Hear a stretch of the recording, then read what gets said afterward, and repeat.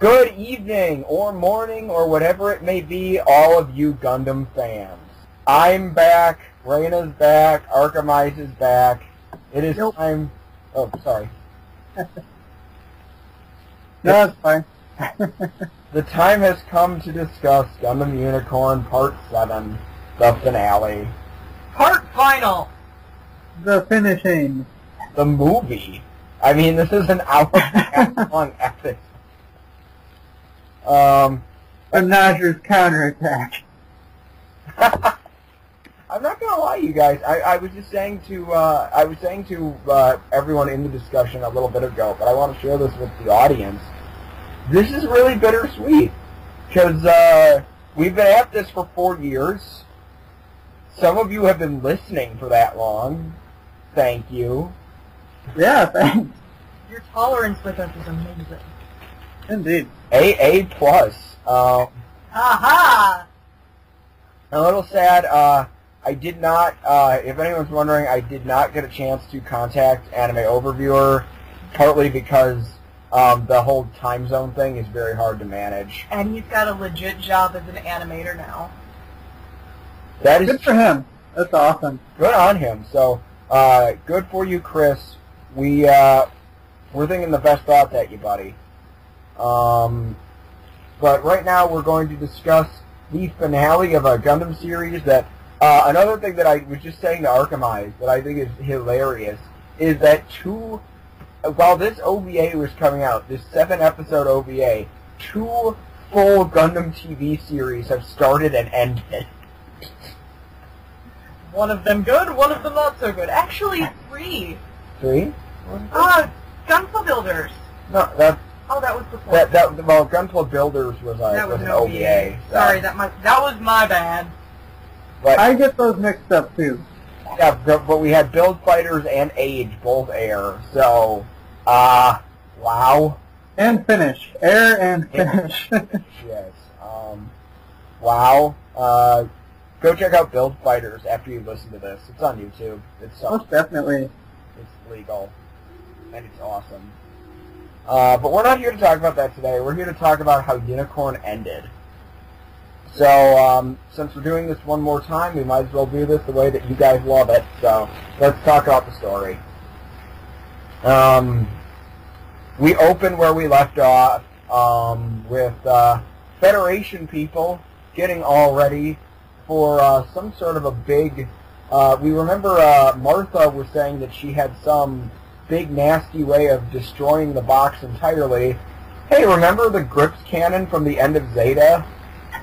Because I sure as hell didn't. I did. Who doesn't have a giant space laser? Yeah, it's still there, and the Federation got it working again. Because that's a great idea. At least it's eco-friendly, Nick. It uses solar energy. That's true. It's, I guess an eco-friendly weapon of mass destruction is better than a not eco-friendly one. What am I saying? Anyway, so they're getting ready to fire that thing. And Bright found out about it, and he wants to do something. Stop it!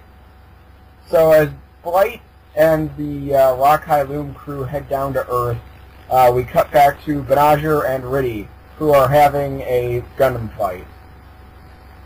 Kind of like a fist fight thing. Riddy is still not taking too well to being in the friend zone.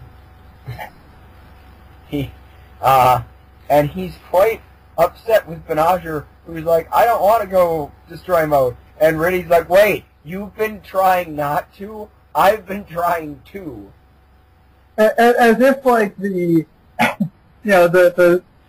gut punch for emo Riddy is, like, not only does Benager, quote-unquote, get the girl, he's not even trying to, or he's holding back as hard as he can fighting Riddy. And they're, like, on par. We also find out that Riddy seems to be a self-hating Newtype. He is really... Newtypes are the scum of the earth! I will become one so that I can defeat them. Yeah. Wait, what? Contradiction. We also get to see some pretty cool battle stuff going around. More dragons!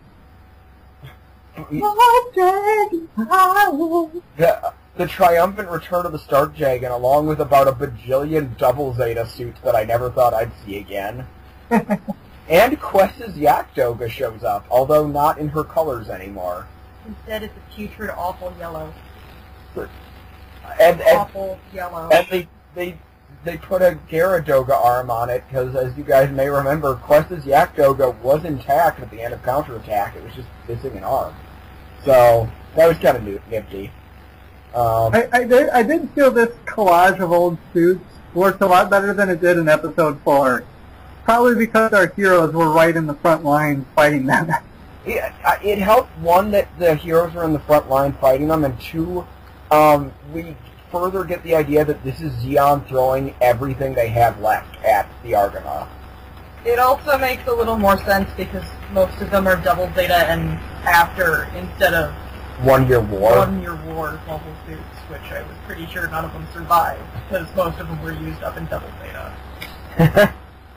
And if you think about it, like, you know, after the 1 Year War, how many ground suits did Zeon have? It would pretty much only be what's left in space. Yeah. And that would be all the new stuff. How would they hide that many mobile suits on Earth? Anyway, that was Episode 4. We've ripped Episode 4 Enough. Yeah, we can move forward. We even get to see, actually, Char's Mega Launcher survived the Grips contest. Pardon me, Mega Bazooka Launcher. Oh, excuse me. It takes like a two-suit crew to use it without him. It was great seeing Dagazo's lieutenant, Mr. Conroy, use it, though. That was pretty neat. So, really great chaotic battle. Marita then launches in a very jerry-rigged Kshatriya. Yeah, that suit has seen much better days. Way to go, Tapia, for making that work again. That's true. I mean, 2 of the binders were replaced with regular boosters, and it appears to have had, like, the front of a Jagan's head plugged in where the camera should be. It's like... I'm surprised it had any weapons left after he put all of them on the Unicron. Yeah, that's true. It's amazing they had anything to give her. Though the best one was easily the Scotsman from Samurai Jack style peg leg. Like the gun where it's like... That was great. So Marita goes in to finish the fight with Riddy so that Venager can go fight other people. Yeah, because he's like, you know, the tip of the spear, and he's stuck in the back. Mm-hmm. He can't fight. He's got an actual war to fight. He can't be bothered with Riddy, who is a fedora away from being a men's rights activist at this point. Oh. I'm sorry. True, though. I needed to throw that in there. Worth it. So... I'm gonna burn Riddy at every single possible chance I get. Alrighty. Well, poor her. So, but if Venager's free to fight, you know what that means. Something twitchy this way comes. Our favorite pervert. Angelo Sauper returns with his jerry-rigged Rosenzulu that he is so pissed about. And he decides to be a team-killing fractard. As usual. As per usual. And then we find out that his rose funnels do something kind of neat. They form an anti-psycho field. Oh. Which is a really cool weapon. Yeah. For a Newtype fight. Mm-hmm. It turns off the Unicorn's destroy mode, and also would probably render Newtype weapons useless. At least that's how I was reading it. Oh yeah. It seemed to be working really on similar principles to Amuro's funnel shield from Counterattack, so I thought that was a really cool. Oh yeah. That was pretty fantastic. Why haven't we had them before? And why won't we ever see them again? Oh. The future. Remember, the future is bleak. The future is stupid, Benager. The future is out there. The future is F-91 and victory. No! Abort! Full Frontal was right! So, meanwhile, back in Riddy's fight for whatever it is that he's fighting for at this point, Marita is giving it all she's got. Literally. And Audrey decides to send out her own prayer to Riddy, trying to reach out to him because they think that an overwhelming amount of psycho force might break Angelo's psycho jammer thing. And so she's like, maybe the Banshee will help us after all. Riddy, come on, come back. And then a bunch of people start calling out to Riddy, and Riddy starts having a Newtype conniption. Sensory overload conniption thing, yeah. Stop calling me! And they almost get through to him. They come very close. Then he remembers he has a gun. Didn't like something in space like just bump into him? His own rifle. He dropped the beam magnum, and then when it bumped into him, it freaked him out again. Gun! Protect me! Well, like we were saying, we figured him going all cyber Newtype was going to frack him up, and lo and behold, so he kills Marita right on the spot. Jerk! Rena, do you want to talk about that part since I know this? Oh dear. Those of you at home can't see it, but Rena's giving me this death glare. This was a really moving scene, though. It really was, and I admit, like, I did not see it coming this early. I mean, is it maybe like 10 minutes in pop? Maybe. This episode moved really fast, so I'm not sure. It was about 20 minutes in, actually. Yeah. Okay. I know because I was making brownies. But yeah, we had this it was a really moving scene. A lot of tears. From me. And the cast. Mostly from me. Marita's soul actually goes out in... all Lala style. And we get one of those classic old-school Newtype sequences. And she goes out and she speaks to the other characters. Ah la la la. Warns them about grips, tells them to be careful, and the most moving parts of it, though, were first Zinnerman, who is like, oh, Marita, right to the bitter end, of course you'd only stick to duty. And then she appears specifically to him, one of the only people she physically appears to, and she says, goodbye, father. That hit hard in the feels. I still cried. I cried so hard. She also appears to Minerva, Audrey, and tells her that she's signing off. And she appears in front of Riddy and tells him, you done fracked up, kid. Congratulations. I love you. Riddy has a full-on freak out. He throws up and everything. Into his helmet. Yeah. He deserved it, though. Yeah, it was bad. But Benager also feels it, because Benager's a pretty sensitive Newtype at this point, and that gives him more than enough power to overwhelm Angelo's anti-psycho field, and on top of that, we get to see the coolest weapon of the entire episode. Try shield funnel! Yeah, shield funnels! With Gatling guns. Yeah, those double Gatling guns Benager had earlier, basically using them as funnels, and it's the coolest thing. It really is the coolest thing. And then Angelo gets to have his own little Newtype freak out, where we we really don't learn anything. It wasn't like Marita's where we learned a lot about her backstory. It basically just confirmed, and I'm not even saying this, to clarify, this is not meant as a joke or as a demeaning thing. It just confirms that he was gay for Full Frontal. That was about it. Yeah. Hella gay for Full Frontal.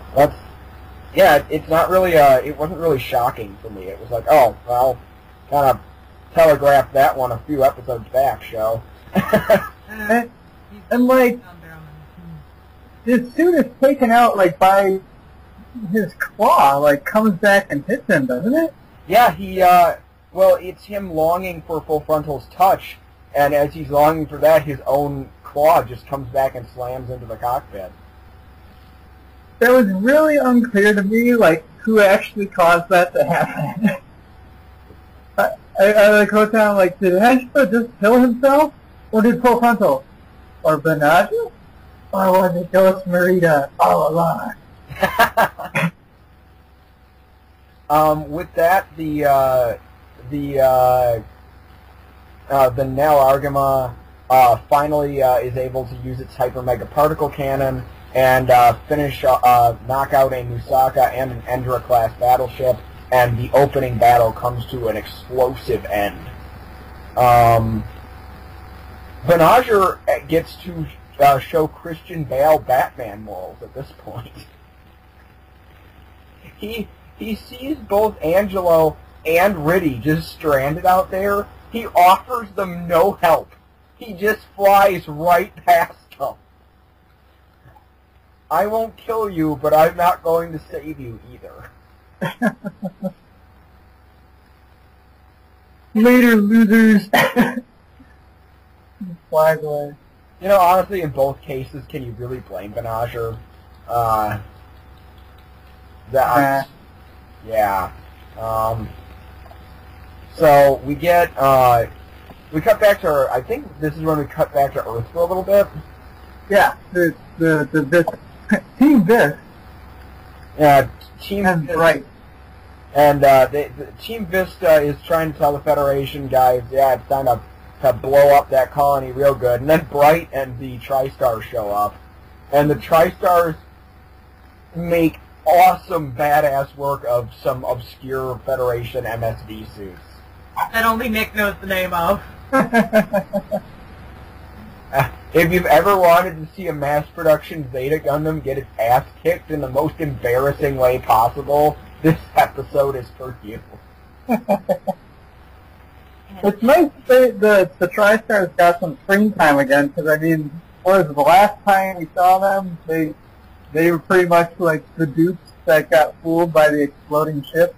Yeah, the TriStars have got to be, I hate saying this, but the TriStars are probably one of the most overly hyped up characters in the history of this franchise. I mean, Or maybe just Unicorn, Unicorn in the original. yeah, Because they don't hold a candle to the camper. Oh, okay. For being super hyped. That's true. The camper is the Boba Fett of Gundam. Yeah. It is super hyped and completely ineffectual. But you get these guys, and they're doing a little bit better, but not by a whole lot. Because it's like, in the merchandising perspective, they made such a big deal out of the TriStars, and I mean, they even made they made a master grade of the Jesta, not just the high grade. They did like master grade Jesta. These guys are going to be big, and every episode they have done next to nothing. And it's literally been stepped on. Yeah, they got stepped on in episode 5. Their big accomplishment in episode 4 was ganging up on Azaku 1. Did he kill himself, too? Yeah, they ganged up on Azaku 1, who mostly ended up killing himself anyway. Oh, episode 4. Then episode 5 they got stepped on. Episode 6, like you said, they got fooled by the dummy ship. So yeah, that's the TriStars. Huzzah, I guess. Smart. As Marquis. So Bright is great because he comes in and he's like, "This is an official Londo Bell investigation. Let me in." Back in... I was so happy that he was, like, set up with all their crap. It was pretty great that Bright isn't even, like, pretending to be formal about this. He just walks in. Like, he actually pushes one of the MIBs he runs into. Shoves him in the back of the head. Like, really, what are you going to do? Try me. Try me at this point. I don't care. I have punched many children. Across the face. I am sick of punching kids. I might punch someone who could hit me back pretty hard. But yeah, so like as far as like the this family, and frequent listeners will know, I have no idea how to differentiate these people other than one's a woman, and that one of them is Riddy's dad, and the other one is just kind of a fat guy that cries a lot. Well, Riddy's dad isn't actually a member of the Vis family. He's just in their pocket. Oh, okay. See, that's how confusing it is. I think he's actually in What's-Her-Face's bra. Oh dear. Oh dear. Let's not go there. Because the show went there at one episode. The show went there in episode 5. I don't want to go back there. Anyway, so like, they're all hanging out in this like Stargate SG-1 bunker in the middle of Colorado or something, with their fingers on the giant button. There actually is a giant button too. Giant red button that says "Do not push in case of emergency." Okay, it doesn't actually say that part, but you need 2 keys to open it. It's pretty ridiculous. They're getting geared up for something big. Mm-hmm. Back in space, the Epilogue team, along with Benager and Audrey, are finally heading into Industrial 7 to talk with Siam Vist, and finally we'll see what's in the box. What's in the box? It was Siam Vist, the old man from Team 24. Siam Vist is in a box. Siam Vist kind of is in a box. What's great is that they get there, and Benager's like, all right, we're going to head to the Vis family mansion. So they get there. And an explosion of fish. Yeah, there's this ridiculous holographic slideshow they have to go and I'm kind of like, old man, we're kind of pressed for time. Get to the point with this. So they go through a slideshow, and then they finally meet up. Benager comes face to face with his literally ancient grandfather. Literally ancient. Keep in mind, this is a more than 100-year-old man he's talking to. And like, it's fun because at this point we've come full circle. Like, this is where, Benager and Maneva, like, first met up, was when they got together. Well, they met up in a crash, but... Right. But it was like the first, 7. Yeah, the first place they went was the mansion. And so... So, yeah... Okay. No, I like that everything kind of went back to where it started. That was kind of neat. It's a kind of a reoccurring theme, too. Well, But we can get that in a little bit. Oh, yeah, we'll get to that when we talk about, like, the themes and stuff. But, yeah, the whole recurring themes thing, that was really well handled. And here we finally find out what is Laplace's box. It's a legal loophole. Like, before we explain, I wanted to, one of my notes when I was watching this, I sent Nick this, while I was watching this, what if Laplace's box is just like a birthday cake for someone named Laplace?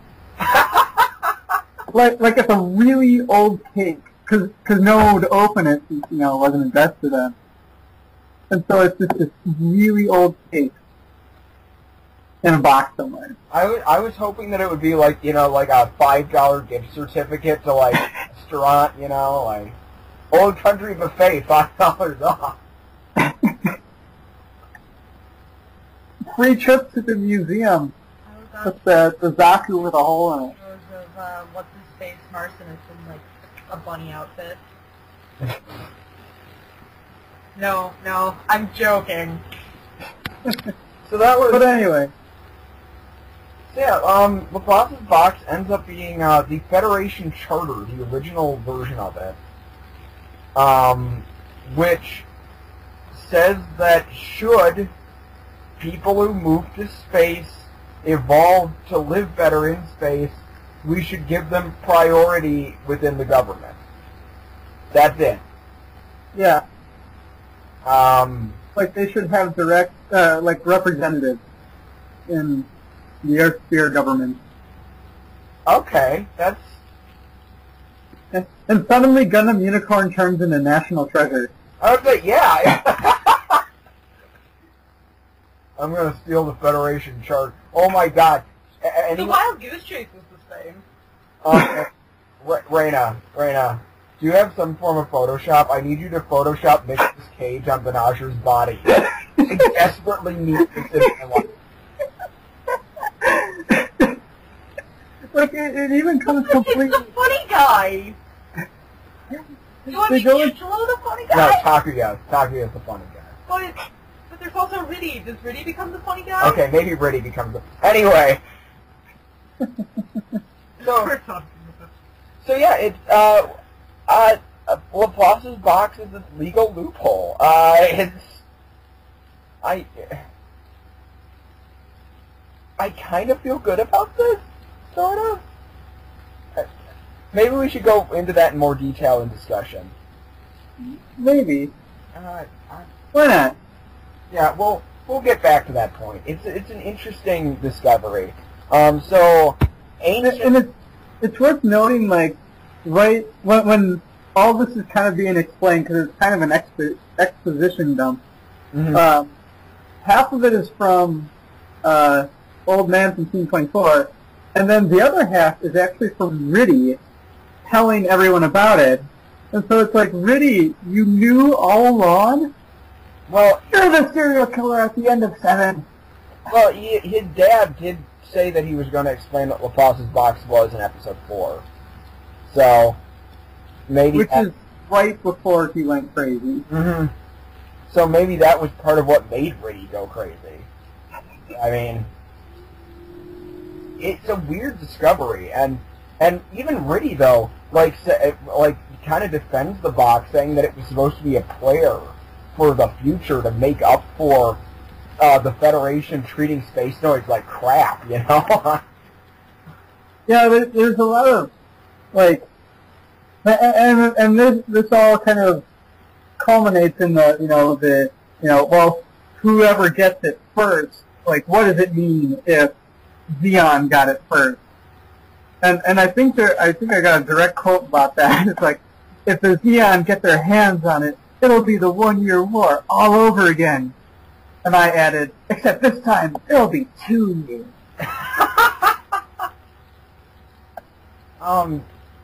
So with this revelation, he's like, okay, children, I know that you're teenagers, and you're probably the worst possible people to ask what to do with government stuff. Your hormones are out of whack. But I think you're perfect Newtypes, so you should probably be the ones to decide what to do. Figure out how to get it out of this room yourself. Yeah, good. Good luck with that.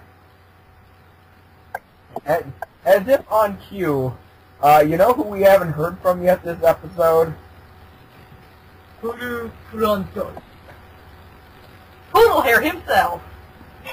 Yeah, Frontal shows up, and he's like, and because Benager and Benager and Audrey are kind of like, well, we need to share this with people. We can't keep it hidden. We need to, if people are going to move forward, we need to share it. And then suddenly, Full Frontal shows up. He's like, wait, what about my economic plan that I laid out last episode? Dun, dun, dun! He literally stepped out of the shadows from behind this thing. Audrey's like, you're awful, you're not real Char. And Siam is like, you're awful, you're not real Char. It is great, because at that point, like, Audrey does everything but actually call Frontal a clone. Like, she says, you know, a man created to be Char. Like, okay, it's pretty clear that this guy's A clone. a clone. He's not on the level. Okay, cloney. Yeah, and Frontal's plan is like to use this now to negotiate and get his economic plan working again too. So he's like, I can use this to help with my negotiation.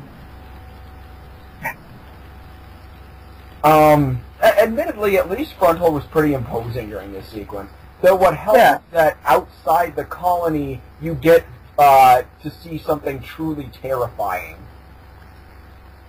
And it comes in the form of the most stupidly named suit in this entire episode. In the entire series, you mean? Yeah. Do we want to... Wait. In the entire Universal Century. Whoa. It's the Neo Zeon. And it doesn't have legs. Okay. It has rocket boosters for legs. So yeah, we were all pretty much. I don't remember what everyone's predictions were of what it would be. I thought it was going to be the Nightingale. I was super wrong. It's the Sinanju plugged into this ridiculous giant body called the Neo Zeon. Because he wants so desperately to be Char. Mm-hmm. But what was... It's like the, you know, Benager, he gets bazookas on his rocket launchers. What does Full Frontal get? He gets the mobile suit on his mobile suit. Yo, dog, I heard you like mobile suits, so I put the mobile suit on your mobile suit that also controls mobile suits, destroys mobile suits using... It's like Gurren Lagann. What was cool about it was its weapon. It shoots. It has several like beam guns and that sort of thing, but it can also shoot out these little wire-guided things that can override a mobile suit's control systems and turn pilots' suits against themselves or against their allies. And I thought that was terrifying. It really was. It was this kind of weird zombie mind control kind of thing. And they kind of even did a zombie effect on the Jagans that get hit by it. Yeah. Yep. Like there's this giant cord or something like right below the metal skin. Yeah, that was really cool. I liked that a lot. It was beautifully, perfectly creepy. Mm-hmm. Despite Full Frontal's attempts at arguing the points of his plan, no one wants to go along with it, so he bolts out of there, but not before the old man Siam tries shooting him with, like, psychically controlled lasers or something. I wasn't very clear on that. I wasn't sure who actually activated the lasers the first time they showed up. Because it seemed like it trapped them almost. He has an artificial Newtype headband. Yeah, that's... Yeah. I guess that... I figured that out eventually, but it was like, huh, okay. So it looks like we're going to gear up for a big old final battle. So... I also want to mention, like, this old man Beth, like, he's constantly speaking in riddles. And, like, so when I was watching it the first time, I actually thought he's like, when Full Frontal showed up, he was like, oh yeah, I could give it to this guy. and then I was like, wait, that's not what he said at all. He talks, like, around in circles. But it's also worth mentioning, like, he set up this broadcast network to connect with everything in the entire Earth sphere. So, like, if they broadcast on it, it will be on every channel. It'll be unavoidable. He's been planning this. That's what stop to. Yeah, He's waiting for this for so long. He's like, you know, you could use that. You know, it took a lot of work. Just saying. Yeah, wouldn't he... I mean, he keeps talking about free will. But wouldn't he have been so disappointed if Benager and Audrey were like, you know what, we better just get rid of this thing? Oh, damn. I put so much work into this. I had this elaborate plan. There were giant space fish. What I want to mention here that I thought was really important is I think it's been brought up a lot, and admittedly I've been watching a lot of Movie Bob who brought this up in a recent video. Destiny is an easy and kind of crappy story point that lazy writers fall back on. I liked the fact that even though Banagher is coming face to face with his actual, like, ancient grandfather or great-grandfather, well, anyway, you know, his ancient ancestor, old guy who he's related to, not once do they call it destiny. Not once did they say, "Go forth, Joe Simba, and choose destiny." Joe Simba won. But really, like, they don't act like just because it's his bloodline, this was his inherited duty. They straight up say it was his choice to go this far, and I like that. Mm-hmm. Anyway, so Frontal brings the Neo Zeong into Industrial 7 for a bit, and we get one more ridiculous, obscure mobile suit cameo on the part of the Silver Bullet, which has altogether too many weapons. And it's piloted by that butler guy from the first episode. Who, amazing. I forgot to mention he's been hanging around the entire time. Yeah, and he survived this. But then we also get to see that Banagher can do something completely unheard of. Except for in G Gundam. Yeah, that's what I wrote down too. G Gundam has its own weird new typey hippy dippy bull sharks. But yeah, Banagher does summon the unicorn just by screaming, "Unicorn!" Long distance piloting done Banagher style. Versus Force. So. I like that his first plan is to punch face and go harder till one of them blows up. That is true. Well, he is. This is my. I will say that for this final battle, Banagher has equipped the unicorn with my favorite equipment setup we've seen on the unicorn through the entire series. Beam Magnum in one hand and shield funnels floating around him. Once again, the coolest thing you can possibly do with this suit. It is kind of funny that like all of that gear we saw with the full armored one was gone by the end of that first fight, and it's like back down to square one. Yeah, well, at least they made the fight big enough that it made sense that he would go through that much ammo. Yeah. Albeit he wasted most of it fighting Ray. Yeah. I do want to make a point of that he wasted most of his grenades and missiles and bazookas on freaking Riddy. And despite that, Marita was the only person who did any noticeable damage to the Banshee. Good job. Should have tried harder there, Banagher. Take the shot! Considering that Banagher had a fully armored unicorn and Marita had a Kshatriya that I'm pretty sure was held together with duct tape. And hopes and dreams. Yeah, hopes and dreams actually power quite a bit of this episode. Anyway, Riddy's fighting full frontal in a suit that's painted red, which makes it 3 times bigger. But then Riddy shows up and decides that he wants to be broskies with Banagher again. Hey bro, I heard you like life. Let's live! So it's full frontal up against 2 unicorns. And then we get the weapon that full frontal should have used when Banagher was full armor, honestly. He activates this fantastic weapon thing that makes all ammo into explodium. Mm-hmm. It explodes the ammunition and I guess the power sources on beam weapons too. So all the beam sabers, Vulcan guns, the Gatling guns on the shield funnels all blow up.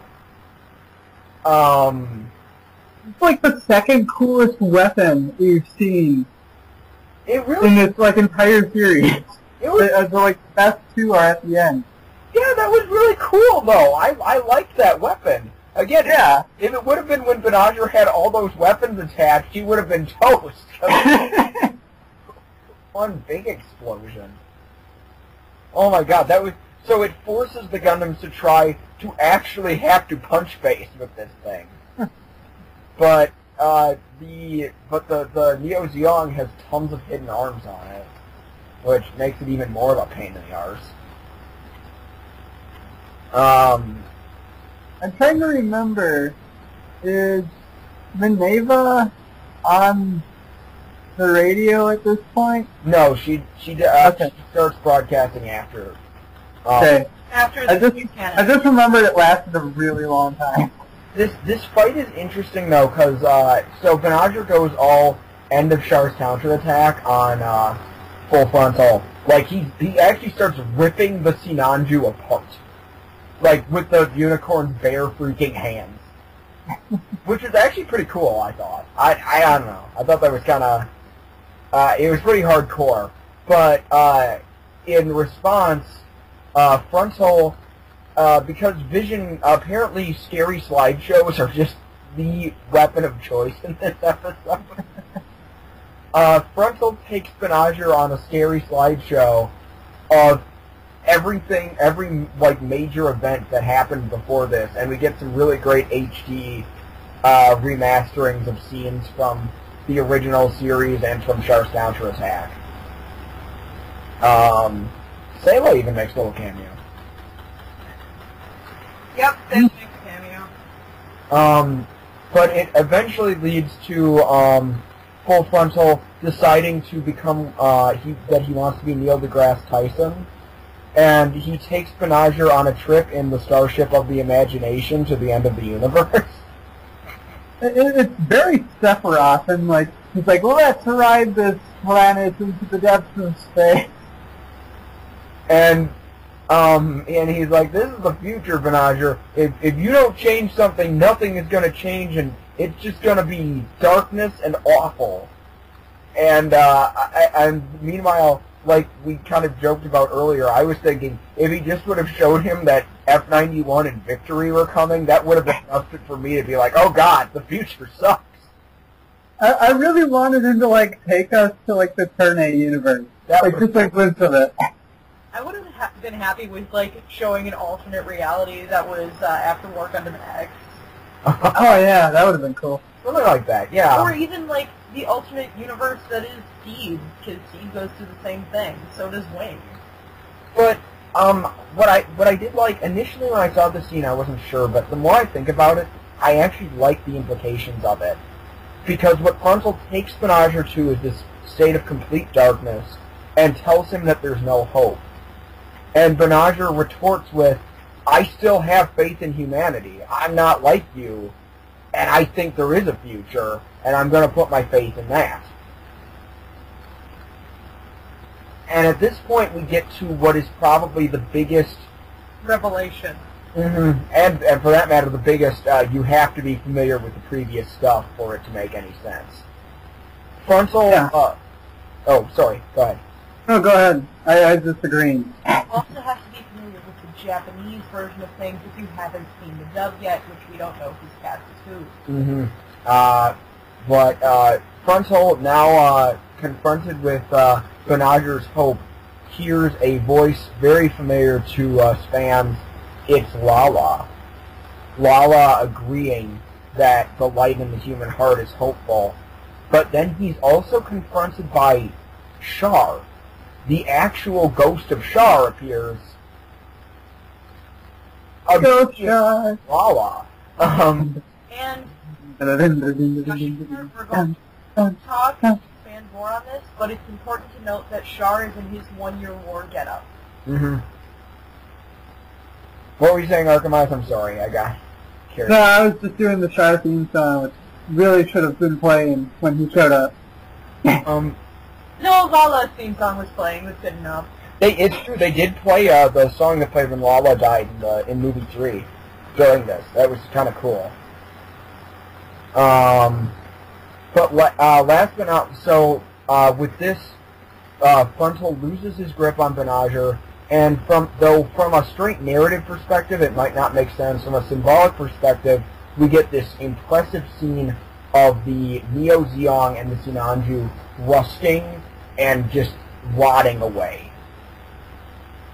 Banagher has defeated Full Frontal ideologically, and as what appears and as things finally come to a clear, we hear one more familiar voice, Toru Furia, that's Amuro Ray, telling Char and Lala that it's time to let the new generation take over. It's time to let the future happen. That was cool.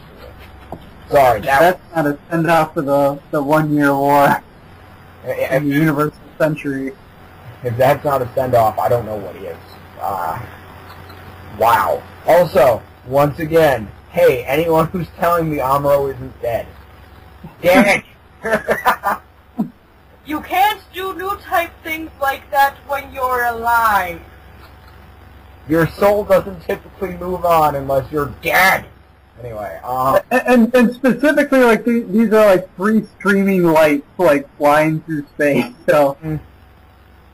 We also see the shape of the unicorn, which is Amuro's logo. Yeah, that was the emblem on Amuro's old suit. We see his spirit dispersing during showing Axis Shock.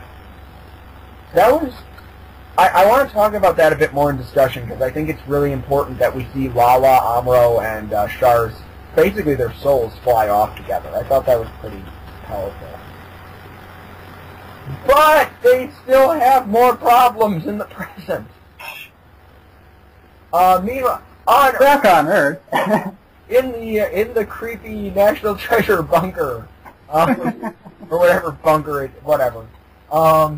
They have geared up to fire the Grips cannon. Riddy's dad is ready to pull the trigger, and after he pulls the trigger, that's Wait, no. Yeah. Bright said something, you make your actions to make your children proud of you. That's true. Bright tries having his say, and Riddy's dad's like, well, I'm doing this for my kid. Pulling the trigger. So he slams the trigger down, and Fatso finally speaks up. He's like, well, that's great and all, but... Your son's in crosshairs! Your son's on that planet. That colony. Oops. Whoops. And the look on his face. Hathaway was on Grips. Can we blow up Grips? Hathaway was not on Grips. I'm just wanting it to be so. It's also worth noting, like, one of the things Bright says to try and, like, get these guys to stop was, like, if you go through with this, I'm resigning. Which is, keep in mind for everyone at home, that's saying a lot. Bright has maintained his status with the Federation despite... this is his 5th war, really. His 4th against Zeon. And remember what the Titans did to him. That was sanctioned by the Federation, and he's still with them. That's preposterous. It's the straw that breaks the camel's back. So all hope looks like it's lost up in space, but not for Banagher. Good old Banagher is all like, I'm going to create a psycho field, and we're going to block it. I like that they all, like, pick up, psychically, you typing it, that this giant laser is going to shoot again. Mm-hmm. I wrote down, in space, you can hear the laser before it hits you. Well, Marita did kind of warn them about it. Ghost Marita. Fair warning. And the best things about those ships is that it does give some sort of warning as to an incoming attack. Mm-hmm. Well, especially a high-heat attack. It's right around this time, too, that Minerva starts broadcasting. Oh, no, she starts broadcasting after the laser. Right after the laser, yeah. I thought it was during. No, it's right after. The only reason I remember this is because I just rewatched it for that. Fair enough. It's unfortunately been a while since I've watched it. So. It's okay. They fire the laser. What's left of the Neo Zeon diehards die hard. The vengeance. That jerk with the duck lips and awful hair gets explodiumed. I'm not gonna lie, I was really sad to see the Railula get exploded. Because I love that ship. The best thing Ano gave to anime and mecha in general just died. But despite Like his career. But despite this, here we have Banager and Rini. They form their Newtype hippy-dippy psycho field, and it works. Yay! They block the colony laser. And with that, Audrey switches back into her, once again, freaking beautiful Zeon Princess outfit. She had it underneath her spacesuit. I know, but I love seeing that outfit. It's gorgeous. It's perfect. And we'll get okay, here we are, Brian. We're at the point you wanted to talk about, Brian. Okay. I just wanted to say that the system that she decides to use is the same one Zod used in Man of Steel, where it, like, comes through all distorted right away. And eventually they start getting it in here, and she starts talking about everything. She puts it all on the table. And I'm really disappointed on the official subtitles. They chose not to put all of her speech on screen. Because she talks for like 15 minutes. Yeah, and other characters start talking, so like... For the sake of the Zeon panel that we want to do in the future, though, I really want to write that speech down for the panel. Because I'd really like to close at that. But yeah, she does get to broadcast her speech. The unicorn, the white unicorn, it has actually like crystallized, which I have no doubt will be a Tamashi web exclusive robot Damashi figure. Now stop it. You know, you could probably do that with, like, a plastic kit and then just, like, make rock candy on it. Oh my god, that's a great idea. I know what I'm doing. You're not doing that to my full armor unicorn kit. I didn't have any intention to. I was going to go steal someone's master grade. Oh, okay, good, go for it. They don't want a brick anyway. Cover it in candy. We get one more, the Federation is geared up to stop them one more time. They try sending the General Rebel fleet out. Banager flies out to meet them. And he pushes them away with his sheer psychic will. Which was the most, I will say, was the most insane. Between that and blocking the colony laser, that is the most insane amount of Newtype hippy-dippy bullcrap we've ever seen. Like, Riddy goes so far as to call Banager a perfect Newtype. I don't even know what that means. He ain't no judo, that's for sure. I think it's also worth mentioning that we finally see justice come to one of the worst characters in this show. Yeah, I don't know how Athrun made an appearance, but he definitely showed up at Mobile Suit. What? But Martha tries ordering the Federation around, and she's like, well, clearly, you have to silence this girl. I mean, she's undermining everything you stand for. And then suddenly Bright and a couple others are like, excuse me, Martha, but you're a civilian. And even Fatso's like, yeah, well, Aunt Martha, we don't really have Laplace's box anymore, so they have literally no reason to listen to us. Yep. And they're placed under arrest. Yeah, and Bright's great because he's like, though there's a lot we want to talk to you about, you're under arrest. and Alberto was actually pretty chill with that at that point because he had lost everything. Yeah, Alberto really had nothing to lose at this point, so... He lost Marita even though he wasn't going to say what his connection to her was. That was, well, whatever. Fatso's out of the picture. Yeah, I was surprised, like, that he, you know, way back earlier when Marita died, that, like, he was one of the people that heard, you know, her death cry. Also, anyone who made it this far, please send, like, comments and stuff and thoughts on his relationship with Marita to us, because we'd be interested in hearing that. And if you've actually read the darn book, please tell me. I want to know what their relationship is, even if it's super creepy. At this point, we get one last really... Actually, I thought a really touching hippy-dippy Newtype scene. As Minerva finishes her speech, Riddy's like, okay, bro, I know I'm in friend zone, but I'm gonna chase you and take her away from you, and then they fly off. Well, no, not that. Right before that. So he's screaming at Benager to come back because he thinks Benager has lost and that Benager's dead. That's what Riddy's doing. No, I'm talking about Benager has this vision of his father. That's what I was getting to! Okay. Well, anyway, after Riddy and his challenge, they fly off, and we get a Newtype moment when Benager wakes up, like right before he wakes up, that he has this moment where he's flying towards Audrey. He says Audrey's name, and then the ghost of his father appears, and he is a child once again in his father's arms.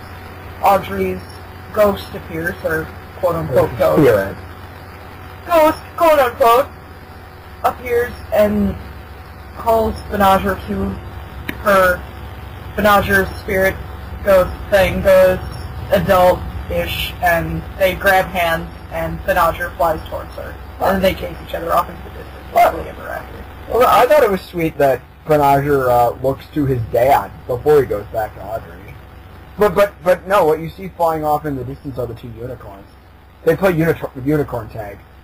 And the crystallization just goes away. Yeah, I guess. Undoes, rebuilds. And that's how they decided to end the series. It's a very Macross 7 ending. Yes!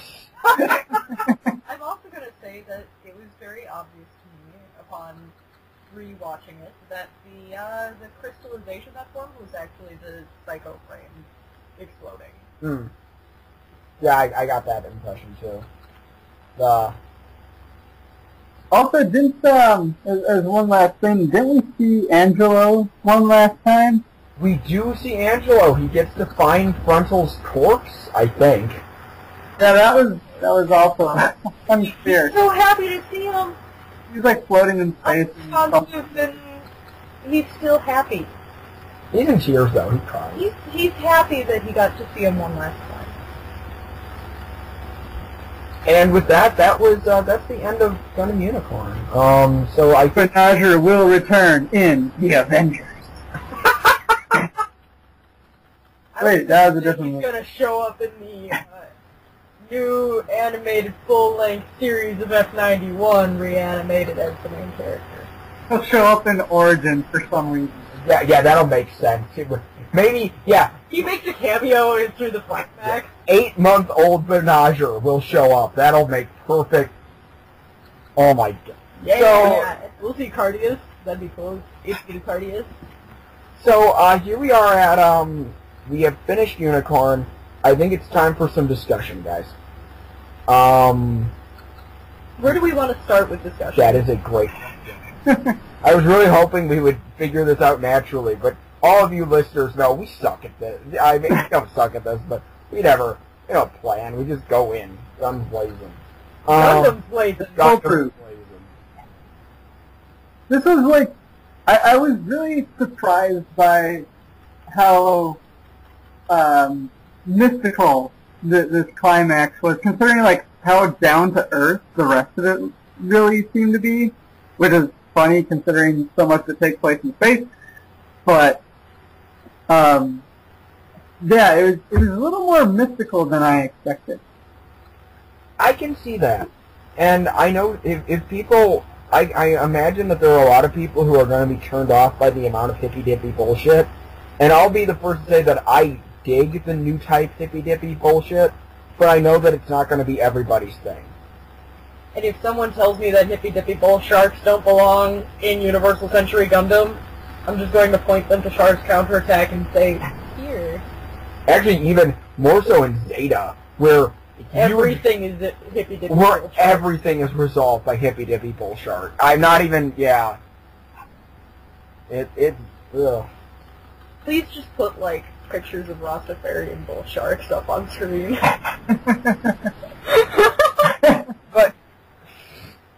But no, I totally see where you're coming from, though. This got really mystical. Wouldn't be everybody's cup of tea, I'll admit that. Mm-hmm. How did you guys feel about the idea that Amuro, Char, and Lala are not just finally at peace, but that they're all together? I thought that was interesting as a, I guess not direct result, but I wanted to talk about that since we're on hippy-dippy bullshit. I think it's important that it's finally resolved that Char and Amuro were frenemies, and that Lala was their glue that held them together, even though it's their fault that she tore them apart. I'm just glad they got back to them a little bit. The awkward love triangle that is Amuro, Char, and Lala. It's interesting that, like, none of them, they never got past that point. If you just think about how far back that happened. No, Amuro did go past that point. Amuro grew up as a person, Char didn't. Yeah, even you look at Char's ghost, he's still wearing his one-year war outfit. They purposefully didn't show Amuro in any form other than his unicorn. And it's important to note that he has his unicorn because the God-called possibility wasn't. He didn't have the sign of the unicorn until after Zeta. Yeah, that was the logo on the new Gundam. Yeah. So it was Char's counterattack, Amuro, who made the cameo. On that note, I feel that this episode did also confirm that Full Frontal was not Char. Yes. I knew that since the beginning. Thoughts, Arcemise? Yeah, I can see that. I made a note, like, at this time, it wasn't as clear to me when we started seeing the ghosts of Char and Lala and everyone, whether or not Full Frontal's soul was there. And so I wrote down, he must not have a soul. You know, I actually don't think that that's a bad estimation, though. I really think He said with everyone else that's dying and has ghosts running around, and then like Full Frontal is like, yep, he's dead. Where's his ghost? I'm not sure. I'm saying this seriously. I'm not sure Full Frontal ever had that. I really think he's a collection of memories of what Char was. But I don't know if he ever actually had his own personage. I don't believe he did either. And it's also important to bring up Double Zeta when we speak this, because there we met other clones, one of whom grew up to a clone with a soul. Yeah, that is interesting. Yeah. And I've only heard, because I haven't watched that far in Double Zeta yet, I plan on it, but I heard that the reaction from the Purusai isn't the same as Marita's. Where Marita has the ability to stop everyone. Well, we even got a flashback to that. It was just a bunch of cubulates blowing up. There was no emotional impact because they didn't have a character at that point. While we're at it, I guess I want to talk about some of the themes of this episode, if that's keen for everyone. So, back in episode 5, I brought up a point of that I feel that there's this theme of not just children and what they inherit from their parents, but specifically overcoming the curse of your bloodline. And so you have, and your three protagonists in this series, four protagonists arguably in this series, all have that curse of the bloodline. You have Riddy from the Marcinis family, who the original chairmen of the Federation government, the people who created Laplace's box, that sort of thing. You have Riddy, who is... You already said Riddy. I'm really trying the point. I'm not moving on to the next point yet. You have Riddy, who is very much held back by his family's legacy and feels that that is his destiny because that's what his family is, and he doesn't really have that clarity moment until this episode. You have Minerva, who is trying desperately to not let her family's history define her because she comes from a family of genocidal monsters, really. And one really good guy who was actually her father. But then last but not least, you have Benager, who, despite the fact that his family is completely interconnected to this, doesn't feel that he has a connection to them at all, and is just defining this from his own path. And I think it was interesting to see those three things play out in this episode. I'm also going to bring up Marita's bloodline, because she is the main character, yes, and her bloodline does come into play. Mm-hmm. Her sole purpose was to fight the enemy, and she was created with a negative purpose, which was destruction. And through her own destruction, she moves everyone else forward. It's not what I'm... okay. I'm looking for a word. Initiates the path towards peace. Okay, yeah. She does both free Benager and get Riddy out of his MRA phase, so... Which is exactly the opposite of what the Purunas were intended to do. And that's important to point out. Yeah. I'm glad that that theme came to fruition. Mm-hmm.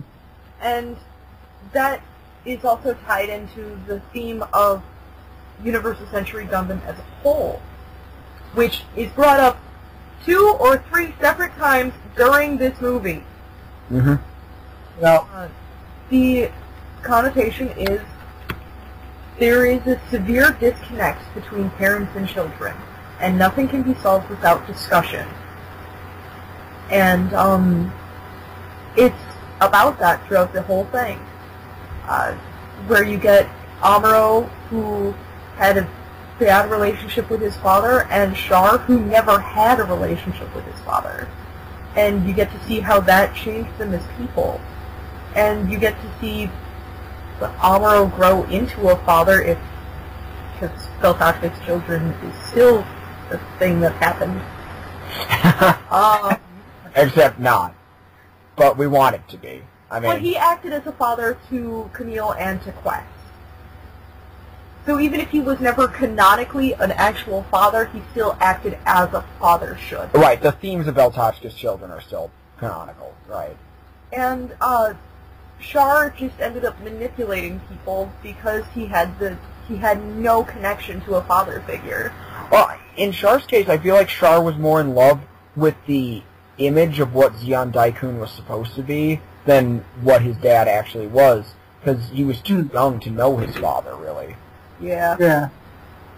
And then you even get that so far in this series where you have the immediate parallels between Riddy and his father, where you actually see the 2 different types of decisions they make, and that while they both act purely on instinct and act very rashly in some situations, like his father trying to blow up Industrial 7, and Riddy accidentally killing Marita, they act with spontaneity, but you also get the disconnect of really not liking his destiny and his father putting up with it.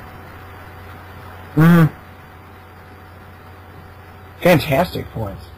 And you also get Cardia's Vis, and his love of his son is more important than anything, and Benager not understanding that until the very end. I really liked how they used those themes, and I liked how... I will say that I even liked how, despite the weird hippy-dippy nature of it, I liked the fact that the ideological battle between Full Frontal and Benager was more important than their robot fight. I still feel it was a pretty satisfying robot fight. It was a short one, but yeah, I'm glad that that was more important than that one. And it's also worth pointing out that the rivalry between Full Frontal and Benager was never technological. It was always through their ideals and their sense of what is right. And you get that in episode 2 when Full Frontal confronts him directly over it. And you get that again in episode 4 and 5 when he's directly confrontational about ideals, and you get it again in episode 6. And it comes to fruition in the worst and possibly best way possible. Definitely the worst for Frontal. How about you, Arcemise? What are some of your thoughts, I guess theme-wise in this one? Theme, like I kind of mentioned earlier, with the whole kind of coming back to where we started, I thought was really nice way to kind of bring it all home, both figuratively and literally in this case. Everything is singular? Yeah.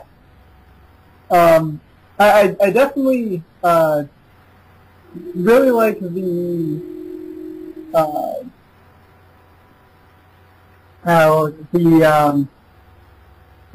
idea that the Laplace's box is, I joked that it was national treasure, but like that it's this one piece of their charter that they just kind of omitted and pretended didn't exist. And it has that sense of like that it was done out of fear or control, and now that it's kind of coming out, and letting people come to a decision themselves on you know, how that will then get incorporated, how they deal with being lied to for, you know, gosh, I forget how many years. I always forget how many years it's supposed to have been. 100. 30 years. Is it 100 years? It's almost 100. Yeah, 90. Almost 100 years. 96 years specifically, but yeah, like almost an entire century. Like that's a long time to be lied to about. Like imagine, again, national treasure. What if there was another part of our Bill of Rights or something that they just kind of scratched off, and it was like, you know, all Tuesdays should be spaghetti nights. No, all Tuesdays are for tacos. What are you talking about? But I'm really glad they went with that for Laplace's box, though, because I feel like, I mean, from a legal perspective, there are definitely some issues with how that would work, but it's a lot more creative and a lot more interesting than what it could have just been like some big piece of technology or you know, or blackmail photos and what's in a funny outfit. I feel that was a really clever thing to have in the box the whole time. And it's even better that they alluded to it in the first episode, in the first 5 minutes of the series. Yeah. And they kept alluding to it every single time they mentioned Cyan Bits. Each and every time. Yeah, I definitely like that that idea. Though I admit I might be on the opposite side, or not opposite, but somewhere in the middle, regarding like the final confrontation between Full Frontal and Benager. I think it is just kind of so super Robot War Okay, yeah. Even all that it got a little Gurren Lagann for me. Yeah, and I think I'm the only one who was fine with it. Yeah. No, and that's all right. Like, I think just from a like purely kind of movie-going kind of experience, I was kind of hoping for something a little bit tighter in that respect, or it's one of those things that's really hard to define. It just seems like their fight was over so quickly, and then they talked, and then Spinazer won. I will admit that I do think the fight between the unicorn and the Sinanju in episode 2 was way more entertaining than what we got in the last episode. Mm-hmm. But I'll also say that people should have seen it coming because of the Newtype sequence in episode 3. Yeah, and that maybe that's it too. I kind of mentioned earlier where it was it was a bit more mystical and Newtypey than I was kind of expecting, and so it could just be that it kind of caught me off guard, kind of expecting this, kind of like in Char's counterattack, you know, where the fight with Amuro and Char, it is that battle of wills, but it's also, you know, a very much a contest of strength and skill. That's true. This is not on the same level as the new Gundam Sazabi Smash. Yeah. It just seems like the two are kind of separate, and maybe that's kind of where I'm kind of coming at this, is that the battle of combat and the battle of wills were kind of handled separately. I can see what you mean. I think it might have been a little bit more fulfilling had the fight actually gone like they would have had the talk and then just have one more robot smack them. Or like basically like where the climaxes come together at the same time, and so the combat peaks and ends at the same time as the you know, the person with the stronger will triumphs. Yeah, but I will say that I'm enjoying the fact that Lala took the final blow. That's true. Yeah, that's okay. Yeah, that's true. So that's just kind of Lala killed a lot of people. I know she killed someone in Gundam Unicorn. Okay. Yeah. She's been dead how many years? 15. still killing. So that's that was one thing that I like really kind of thought or tried to take some time to think about, because I do really like how it concludes, especially with Lala and Char and Amuro. And it really kind of encapsulates that universal century experience. Mm-hmm. And so it's kind of like the ending for the entire universal century, separate of F91 and Victory, kind of coming to a close, but then having Unicorns ending kind of. I think I would have liked it if they were just a little bit more interconnected while they were happening. Yeah, okay. I can see where you're coming from there. Yeah, but I will say, like, I really did enjoy this episode. So I guess on some lighter notes, I do want to bring up some other stuff that came to mind while I was discussing it. Okay, character deaths. I think we all kind of were coming to terms with the fact that Marita had the death mark on her, and I still cried pretty bad. That said, how about characters who you didn't expect to live to see the end of the series? Hi, Zinnerman! Yeah, no kidding. Hi, Gilboa. No, Gilboa died. No, Gilboa died in episode 3. What are you on? I'm talking Captain Guy. Oh, hello, Argama.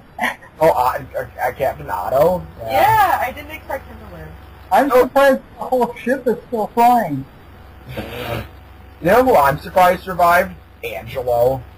Like, I thought as soon as we saw him back in episode 2, I was like, that guy's gonna die. I thought Alberto was gonna die.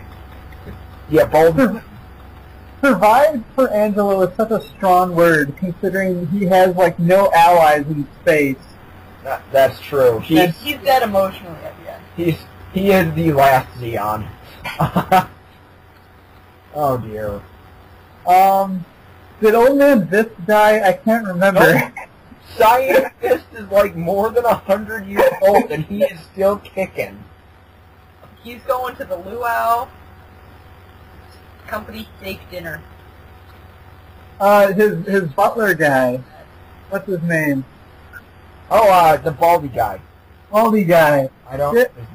That guy's been through more hand-to-hand fights in this entire series. I cannot believe he survived even after Frontal thrashed his silver bullet like into next month. But lo and behold, I'm kind of surprised Brightless. He had to. He literally had to. The only reason I'm not surprised that Bright survived. This is a dumb reason, but it's because one of the suits guarding the Federation base was a Gustav Karl, and Gustav Karls were the standard issue Federation suit in Hathaway Splash, a novel series that hasn't happened yet. Thank goodness. In the timeline. So that's... Because the Penelope is awful and naysayers beware. Yeah, the Gundam Cassie is a pretty nasty looking unit, honestly. Is it the Penelope or is it both? Both are bad, but the Cassie is worse. Okay.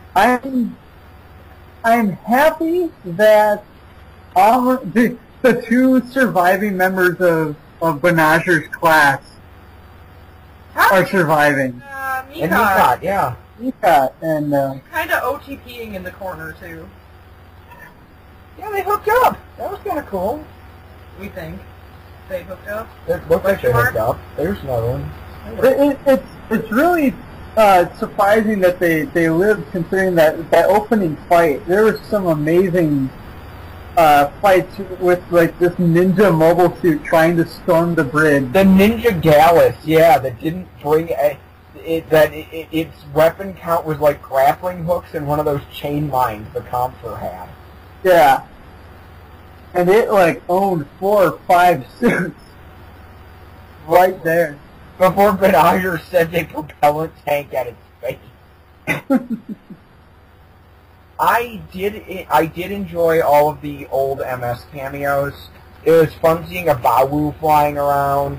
I liked the Regalg, even though it blew up almost immediately. Whenever is it fun to watch a Bawu fly around? Those things are dumb. I enjoyed the Bawu in this one. I liked the Zaku 3 that showed up for a little bit. I'm actually surprised that Marita didn't pick out the Bawus, considering her history with the pilot of one. Yeah. Oh, and of course, my favorite. I was really happy to see a Yakdoga. Just for those of you who don't know, my favorite Neo Zeon suit is the Yakdoga. So seeing one in fancy, pretty animation was really nice, even if it was Quest's Yakdoga getting fixed up moderately. And painted a gross color of yellow. It was a gross green yellow thing. Yeah, it looked like cat vomit, but that's all right. Cat vomit. Or the inside of a baby's diaper. Kinda. Yeah, that's a perfect. That was the color it was. It was a poop Yakdoga, but it was still a Yakdoga. The poop doga. Ah, yes. We will call it the Pudoga. We will call it... Were you guys surprised that Riddy lived?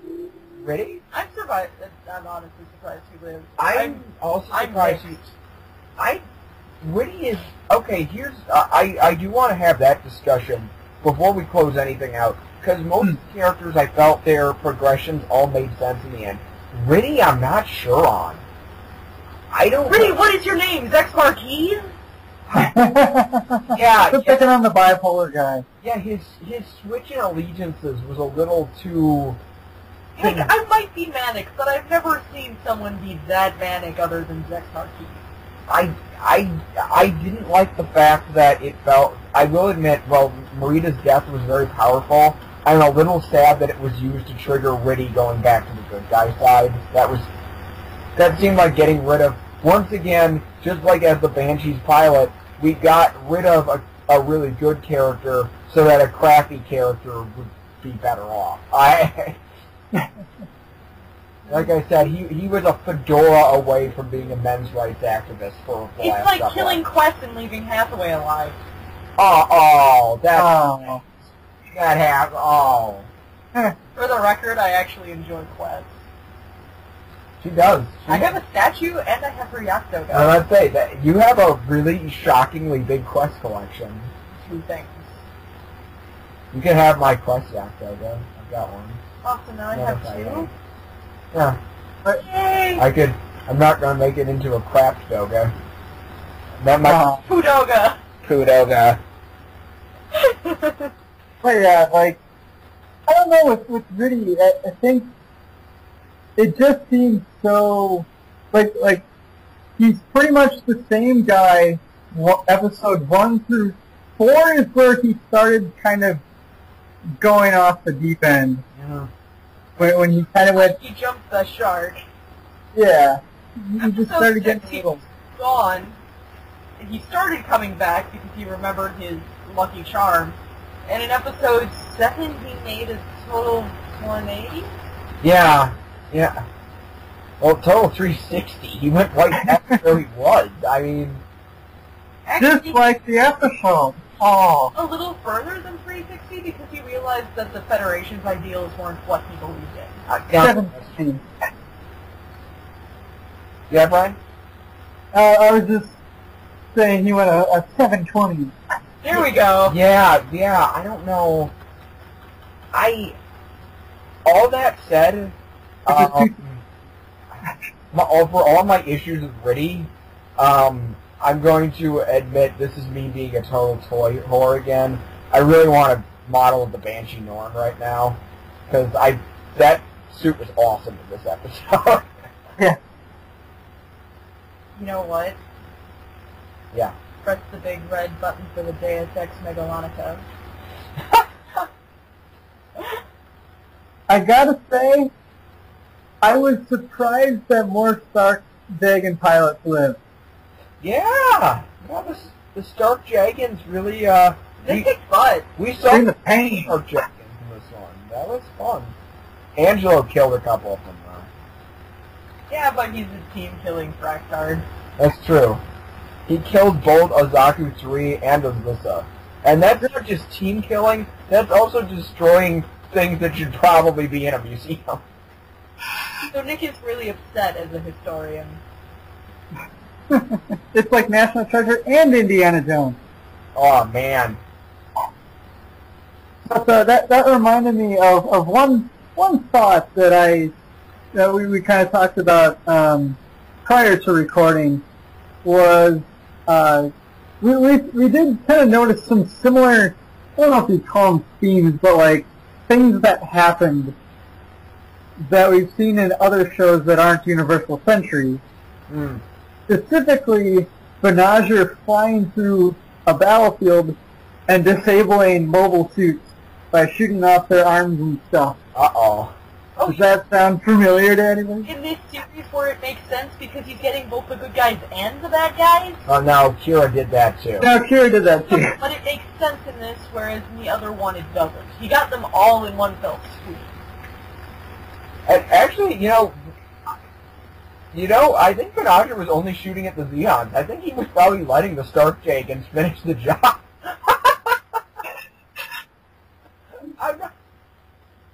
Again, he's like, I won't kill you, but I don't have to save you either. Yeah. Yeah, Benager did go a little Kiriyamato on us, especially considering how ridiculously over-armored the Unicorn full armor was. Yeah. You can take Kira in a fight. Guys, so I kind of referenced it earlier, but so after this I can honestly say that I don't hate the Unicorn full armor anymore, if that's worth anything. I actually bought the high-grade model immediately after seeing the episode. Yeah, and while watching this episode, you're probably going to see them. It's a pretty great kit, so that changed. I guess that's a good change, right? Yeah. Yeah.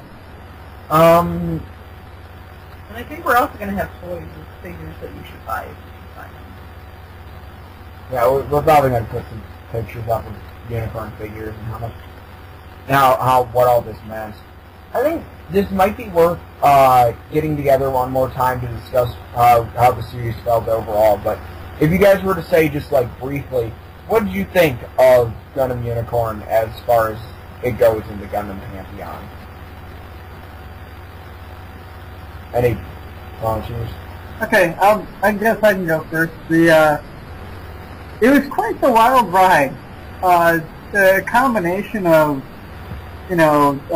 nostalgia, for sure, but also trying to figure out where the future is heading, I think, is a really interesting thing that the Universal Century, I've felt has kind of done the best of the Gundam series that kind of have, continuing storylines, and I guess it's one of the only Gundam storylines that continues. But they're always kind of pushing for that, okay, what does life mean for the next generation? And that's something I always appreciated about Universal Century. And it's something I got very angry about with Gundam Age. Yeah. But also like that all those themes kind of tied in, so like and the generations of people that have been fighting in this conflict, that they're all kind of, we get from Minerva, who was literally born during the 1 Year War. We get all the remnants from the war that are the diehard warriors that, don't want it to end. And we got, like, the old guy at the cafe whose son fought in one of the wars and probably passed away. So it does a really nice job of doing the cross-generational look at a conflict that has lasted so long.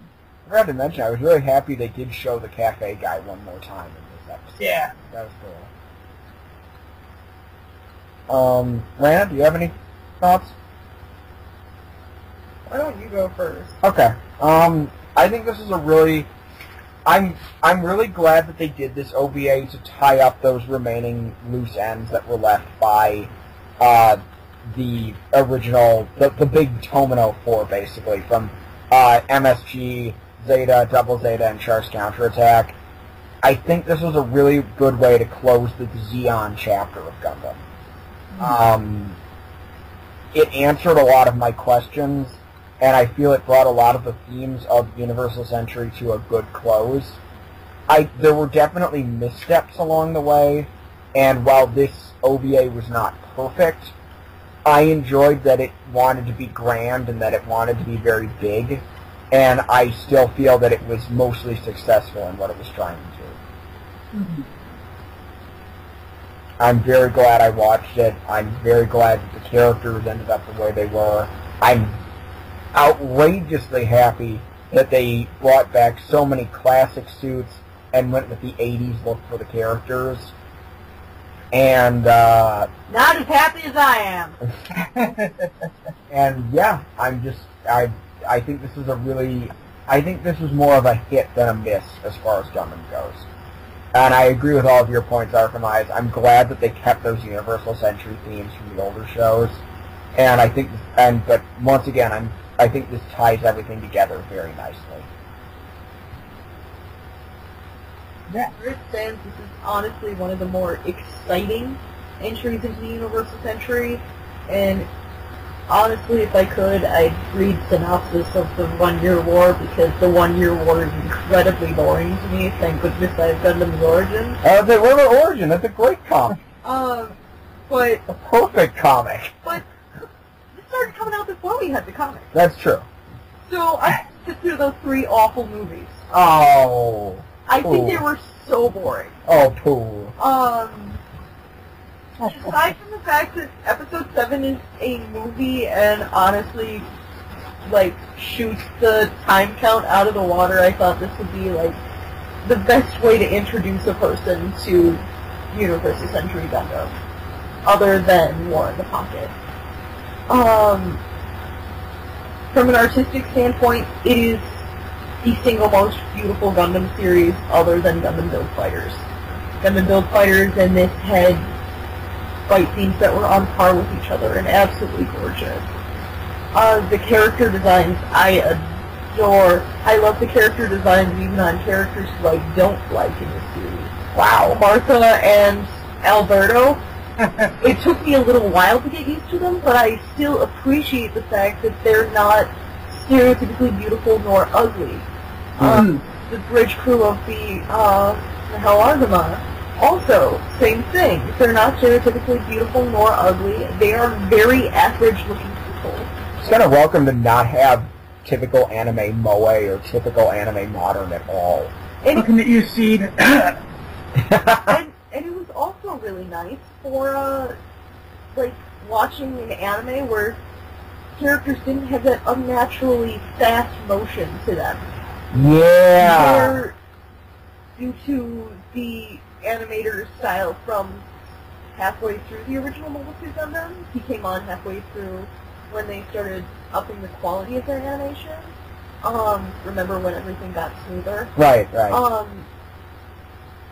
He is the one who you blame for super fast animation in anime because he made in-betweens a lot easier. But as a result, due to timing and everything, the number of frames they use are less for people walking and such, which makes people move unnaturally quickly. In this, they actually took the time and did all the in-betweens that you need for a character to move naturally, which is really important. And they thought everything through to the smallest details, so you get things like the different patterns on the china and little details on clothing that are so important. I also want to throw out there real quick, I love the uniforms. I absolutely loved everyone's uniforms. Yeah, fantastic. I absolutely love the neighbors, though. And I totally wasn't working on Marita's wig while I was recording this. Yeah, she's got an 80s-tastic Marita wig. It's going to be great, everybody. So, does anyone have any other closing thoughts? Or can we say that this was a successful Unicorn episode?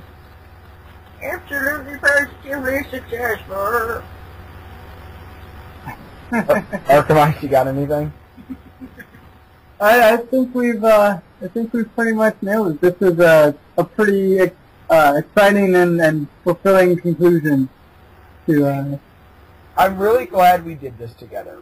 When we started recording this was, I mean, we set out, this is just something random to do with 2 of the closest people in my life, and I'm glad we started working on it. We watched it on my 21st birthday.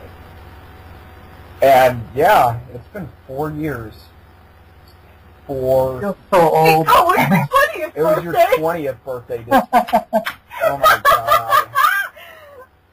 Yeah, so at this point, guys, can I know this is putting both of you on the spot, but if they do this release schedule for Gundam the Origin, you want to do it again? Yeah. Heck yeah. Okay, so hopefully we'll be back together for that soon. And I can't wait to complain about horribly CG Zaki. Not as much as I can. The trick is the soon part. It's like, with how long it took Unicorn to come out. I just hope Lucifer isn't CG. Oh boy. Well, that's true. Soon is probably the absolutely wrong word. I want the shots of Baby Char to, like, have, like, a red tricycle with a heart on it. It goes 3 times faster! gonna be... Oh, dear God. Where are they gonna get to play Little Okay, we won't get into that discussion today. Good golly. Well, thank you everyone for joining us for all of these recordings that we've done. It's been a pleasure. I hope you enjoyed it even half as much as we did, because this was a lot of fun. Thank you for having us. On our bull sharks. All right, well, from Fifth Avenue Studio, this is Nick Izumi, Crap Doga, launching. This is Rena and Sensi, Kashatri Repair, ready to go! This is Arcemise, start jigging, ready to launch. Best wishes, everyone, and keep on spocking in the free world. Enjoy.